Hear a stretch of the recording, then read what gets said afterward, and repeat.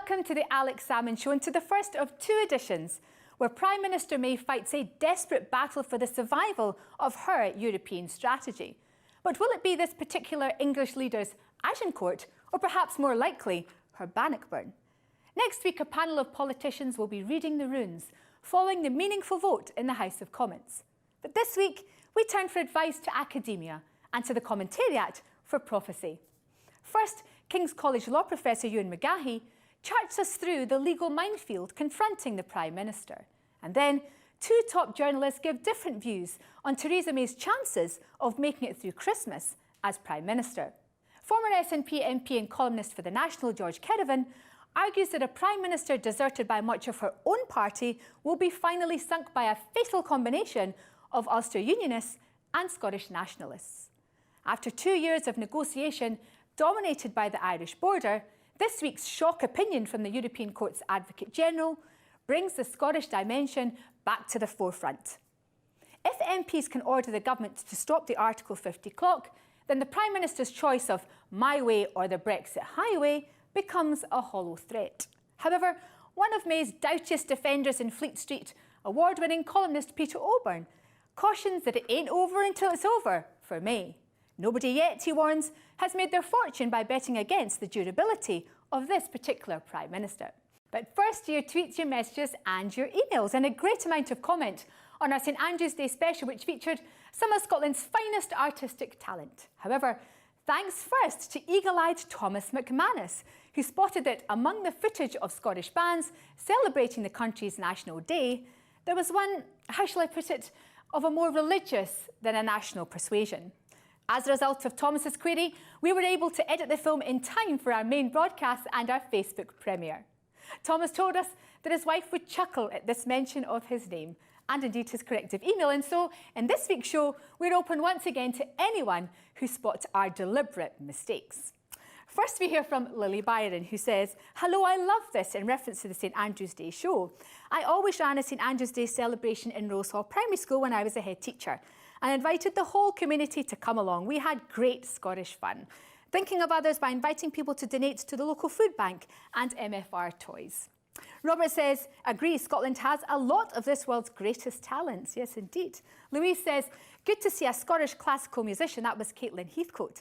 "I mind the Scotland's music series about 1990 was the first time I heard a musical history treated like a normal country, rather than reduced to a folk tradition only."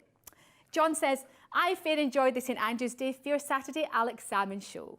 Lovely to hear Sheena Wellington's all too brief rendition of Burns. Also Ryan Burns and Caitlin Heathcote, who were both highly enjoyable." Yes, they were indeed. And finally, Marion, who says, "A public holiday for St Andrew's Day would be great. It will come one day, I'm sure." Well, we all hope so too, Marion. And now to the Brexit denouement. This week, the House of Commons started their 5-day-long Brexit debate, which will determine the fate of May's Brexit deal and perhaps of the Prime Minister herself. However, this week was barely started when the government got itself embroiled in an unseemly squabble with Parliament over the publication of legal advice.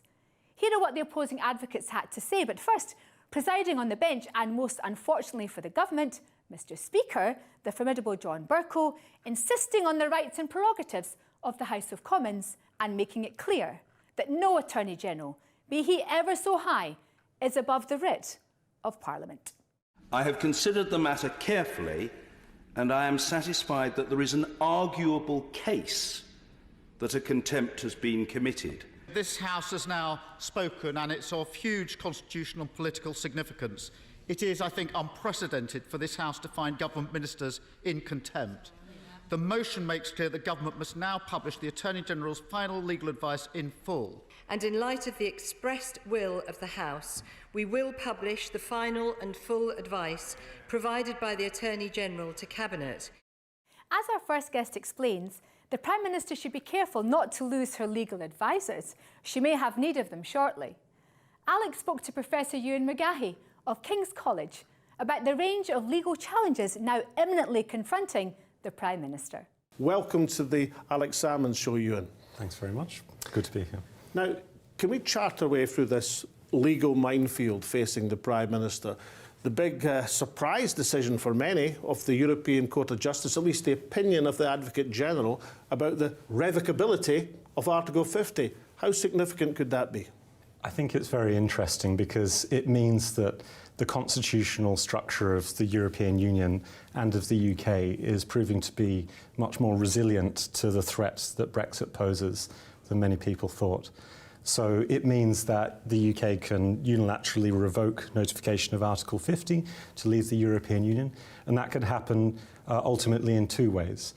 Number one, Parliament could, if you like, take back control from the executive. So when you say take back control, that's a reference to the Brexiteers' slogan during the referendum campaign. That's right. And so there's two things that could happen. Either Parliament could say that on deliberation, perhaps even after a second referendum, we don't want to leave the European Union anymore. And the other thing that's going to happen this Friday is that there's a court case to say that the Brexit referendum was so corrupt, so tainted by overspending, theft of Facebook data, and also Russian interference, that the vote's integrity was seriously undermined. So it's a very important stepping stone to get to, I think, a proper constitutional basis for the future of this country. So let's take these in turn. This opening up of the options that the European Court of Justice may deliberate and decide, how likely is the Court of Justice to follow its Advocate General's recommendation published this week? Well, Advocate Generals are followed by the Court of Justice about 80% of the time. So it could go back from the Court of Justice to the Court of Session in Edinburgh, who will then, after the advice of the Court of Justice, make a deliberation, which unusually would have application beyond Scotland, but for the whole of the UK. Yeah, and of course, I think courts in Scotland are like the courts in the rest of the United Kingdom, which is they fundamentally have to apply the law. And so if you've got a process which is corrupt, including in the Brexit referendum, then I think that that's something that they're going to want to see. They want to see the rule of law applied like every other judge. So the political effect of that legal judgment is MPs, having been effectively presented with my way or the highway by the Prime Minister, now have opening up another option which could allow time for another referendum or indeed a general election. It could do. And the third option as well is that we're going to see this court case on Friday about what really happened in the Brexit referendum. So I think it's very important to see that there has been unprecedented illegality in a vote. So we've had overspending, about 6.4% by vote leave. It's a criminal offence. Second of all, we've got the biggest fine in history on a company like Facebook, £500,000, not much, but a lot. Not much for Facebook. Not much for Facebook, for allowing breach of its privacy. But one of the biggest things that's still under-resolved is it's clear that Russia and the Kremlin was organising an operation to interfere in the Brexit poll. We know that hundreds of thousands of bots on Twitter. The National Crime Agency has investigated Aaron Banks because allegedly the Kremlin... Make it clear that Mr Banks has not been found guilty of any crime as yet. But you think a court will regard these indications from the Electoral Commission and a House of Commons committee as serious enough to set aside the result of a referendum? I don't think that there's any one solution to the kind of serious mess that we're in. But what is absolutely clear is that Russia has been launching a campaign right around the Western world. It has been interfering in the American political process, which has probably led to Donald Trump being in the White House. It supported Le Pen in France. It supported the AfD in Germany. It's been supporting separatist groups. It drummed up support for the Scottish independence vote. It drummed up support for the Catalan independence vote. And the reason why Russia is keen on doing this is it because it wants to weaken the resolve of the European Union and the international community to take action against climate change. You realise, of course, that President Obama intervened in the Scottish referendum, and of course David Cameron asked Vladimir Putin for support against Scottish independence. Doesn't this sort of country interference with everybody else's affairs go on par for the course, not least in America, which has interfered in elections all around the world? I think that you indirectly make an important point, which is that we need to get back to the principle of votes being fair and free, just like the Universal Declaration of Human Rights says we're entitled to.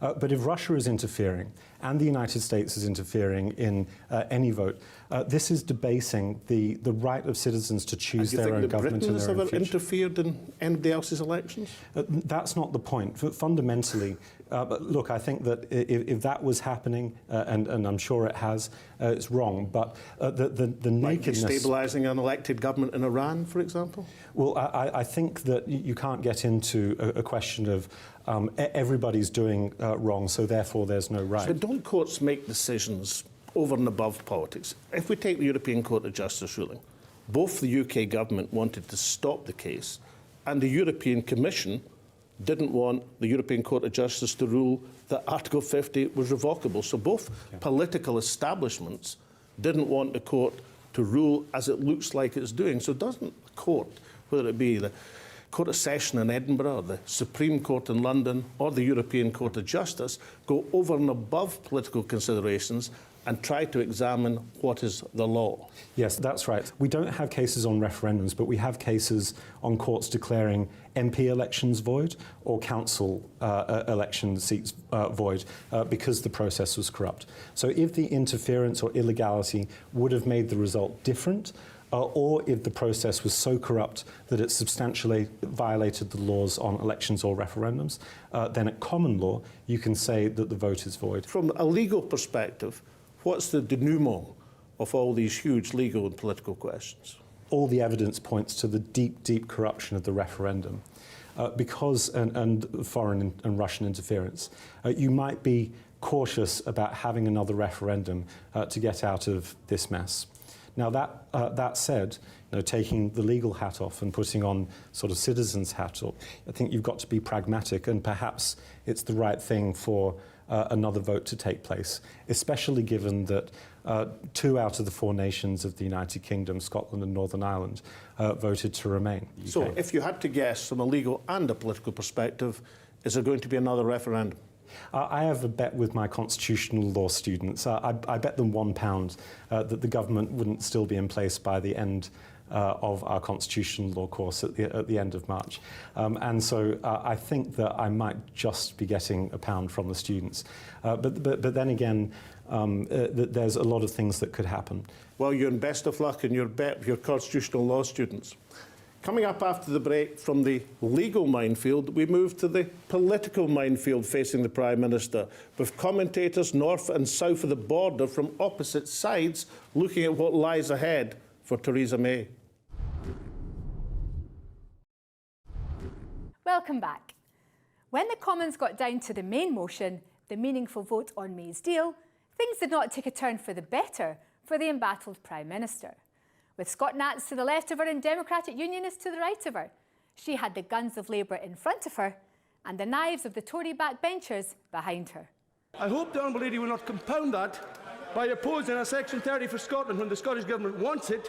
Her history of opposition is not a good one, and she should respect the democracy she's talking about. It applies to Scotland too, Prime Minister. But can I ask the Prime Minister, in terms of guaranteeing Northern Ireland's position, she will remember that in paragraph 50 of the joint report that we spent 4 days negotiating, there were guarantees given to Northern Ireland. Never mind the words that have been said in this House today. It was actually in the text. Why has that been deleted? The deal before us would make our country worse off. I really can't believe that there is a single member of this House who sincerely believes that this deal we have before us is a good deal. Politics is as much about listening to people from all sides of the debate and then doing what you believe is in our national interest. And that's what I've done. But when it comes down to brass tacks, can a Prime Minister deserted by much of her party look elsewhere for support? Alex asked columnist for The National, George Kerevan, if the Scottish political play would be unlucky for May. George Kerevan, welcome to the Alex Salmond Show. Hello, Alex. Nice to be talking to you again. Now, George, you've got Edinburgh Castle there behind you in Edinburgh studio. But for the last 2 years, the Scottish dimension to the European debate seemed to be slipping down the agenda. But now this week, with the case and the indication of a ruling in the European Court of Justice and the revocability of Article 50, it's back with a bang. How important do you believe that is? Well, it is indeed important, and Scotland is back with a bang. Of course, it's always been here. It's just that Theresa May and the Tories were having their own little private discussion. What's happened this week is that people have been forced to remember that Scotland isn't just a land of economists like you and me, Alex. It's principally a land of lawyers, and it's Scottish lawyers, people like Jana Cherry, who forced Scotland back into the debate by going to the Court of Justice in Europe and getting this ruling that the UK can walk away from Article 50, can walk away from leaving the EU if it wants to. Must be a bit of an irony. Is it going to be appreciated in the hallowed halls of the Court of Session? It's a Scottish judicial case which seems to be opening up a new vista potentially for members of Parliament in Westminster. Well, I mean, I think there must be some wry smiles in the Court of Session, and the original Scottish Parliament has been taken over by the lawyers and is actually the main Scottish law courts at the moment. There's a few lawyers now thinking, well, maybe Scotland will become independent, maybe those law courts will actually be the law courts for an independent country someday, and that's the route through that is through the European crisis. Now, looking at the dramatic events in the House of Commons this week, obviously something you're very familiar with in terms of the rules and procedures of the Parliament, Theresa May seems to have divided her own party in terms of her proposal. She seems to have united the Labour Party against her, but simultaneously has alienated the Ulster Unionists and the Scottish Nationalists. Is there any hope at all, in your opinion, for the Prime Minister, given that landscape in the House of Commons? I think what we're fundamentally seeing, Alex, is the breakup of the British parliamentary system, the Parliament and political parties that have existed for the last 100 years. We're seeing the Labour break up, we're also seeing the Tory party breaking up. And therefore the smaller parties like the Ulster Unions and the SNP, they become strategic in the direction that Parliament goes. To alienate them, therefore, in those circumstances is just political imbecility. But is there any proposal in Britain's relationship with Europe that commands enough support to carry Parliament and the people? Well, I suspect there's quite a large voting support within the existing bloc of parties for what they're calling Norway Plus. In other words, for the UK to formally come out of the EU, but to stay within the single market and the customs union. I suspect there are enough centre ground MPs in the Tory party, and I suspect most Labour MPs would support that, and the SNP would support that. But whether in the kind of hothouse atmosphere of Westminster you could get some kind of deal brokered, I remain sceptical of that. But certainly that seems to be the one logical compromise that could come out of all of this, short of going to the country or holding another referendum. And in a phrase, George Kerevan, a New Year resolution for Theresa May? Let the Scots go their own way, Theresa. Thank you very much, George Kerevan in Edinburgh. And I'll be up to join you by Hogmanay. We'll have a wee dram together. And so the Celtic Tiger might finally roar just at the most inopportune moment for the Prime Minister, when the votes are being counted in the lobbies. Of course, she's not without her supporters. In the last few days, the Mail and the Express have deserted the hardline Brexiteers and rallied to the May banner. However, her most consistent defender in Fleet Street has been celebrated columnist Peter Oborne, who cautions Alex that it is too soon to write a political obituary for Theresa May. Peter Oborne, welcome to the Alex Salmond Show. Thank you very much indeed. It's a huge pleasure, Alex. Thank you, Peter. Now, you've been a staunch defender of Theresa May. In fact, one of the only defenders in terms of columnists. Are you still with her in this moment of trial for the Prime Minister? Absolutely. And do you know, again and again, the metropolitan media class and our acolytes have trashed the Prime Minister, said she's finished. Again and again, I've pointed out, no, she isn't. This is an indomitable, a very resilient woman. And again, guess what? I've been proved right. She now meets the ultimate test. Well, next Tuesday, I mean, it's either going to be Agincourt or perhaps Bannockburn. But you think she can still triumph through, despite the parliamentary arithmetic? It's the most difficult one yet. But I think, oddly enough, that the dramatic vote in Parliament on Tuesday night has actually helped her, even though she was defeated and routed as no Prime Minister in modern times has been before. But what it's meant is... This is on the publication of the legal advice or the amendment to allow the opening up of parliamentary options on Brexit. It's that amendment which means that Parliament can actually seize control of the Brexit process. And what that means, of course, is that no deal which has been pursued by the Brexiteers suddenly becomes very unlikely, if not impossible.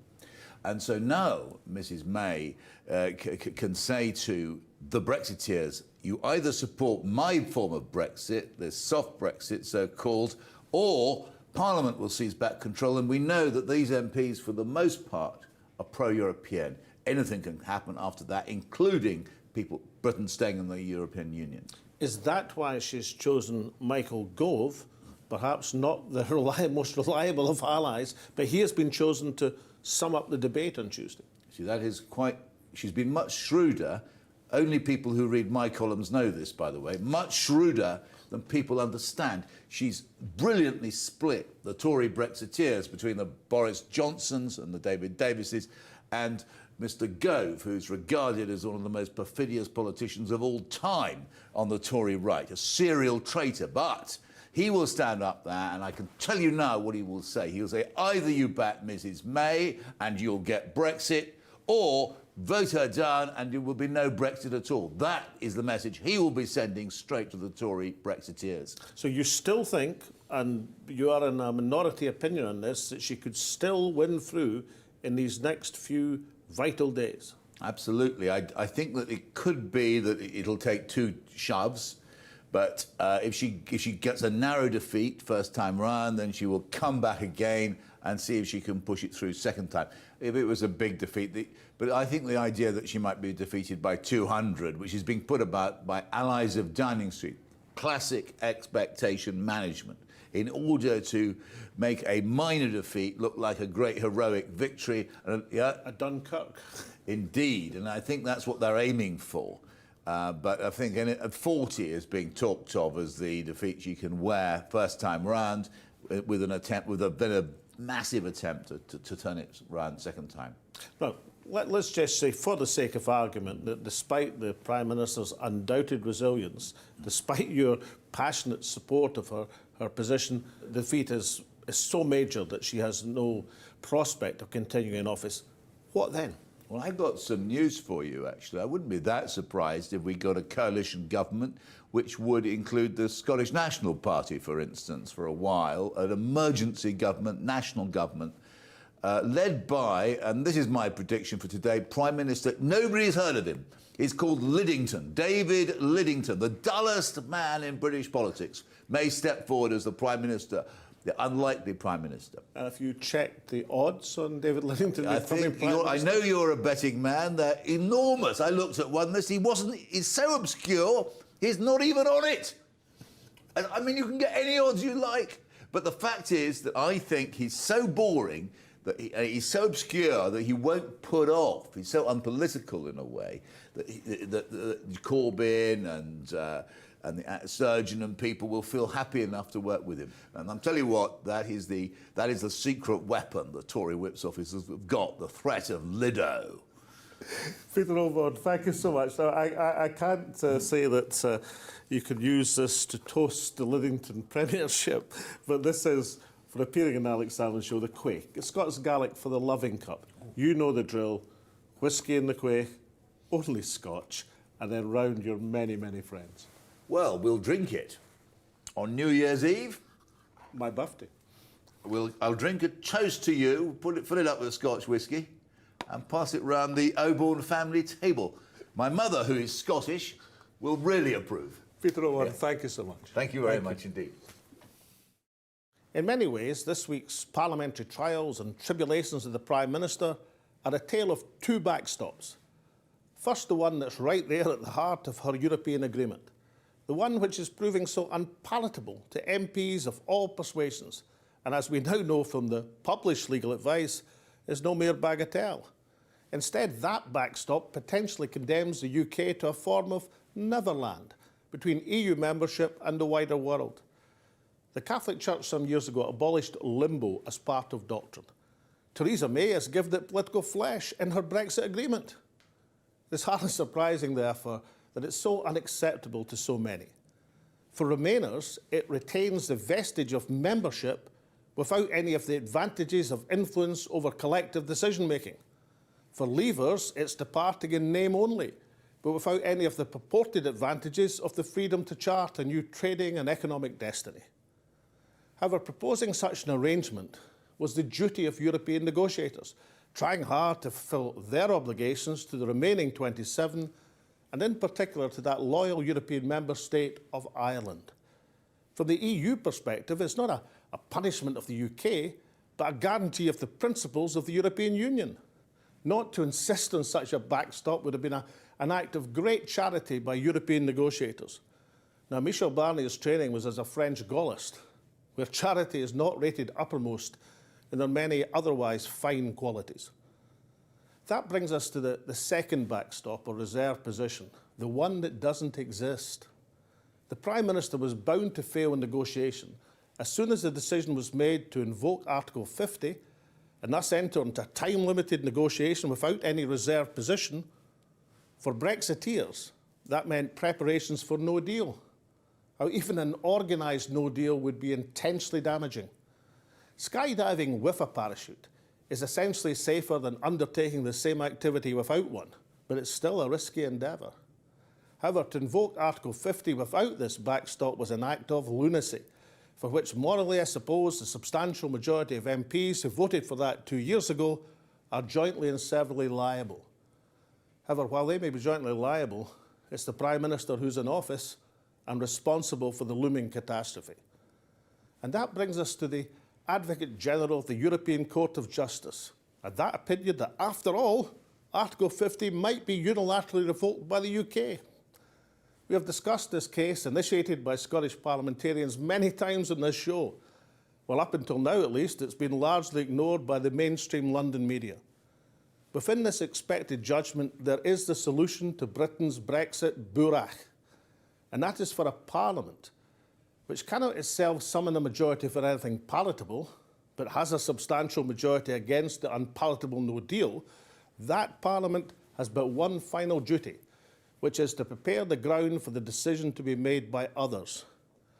If the Prime Minister's uneasy compromise finally bites the dust next week, then the choice is between a renewed negotiation with a declared backstop of no deal or remaining in the European Union. That decision between the two real options could either be made by referendum or by general election or both. Revoking Article 50 allows the time for the people to make such a choice. And so from Taz and me and all at the show, it's goodbye for now.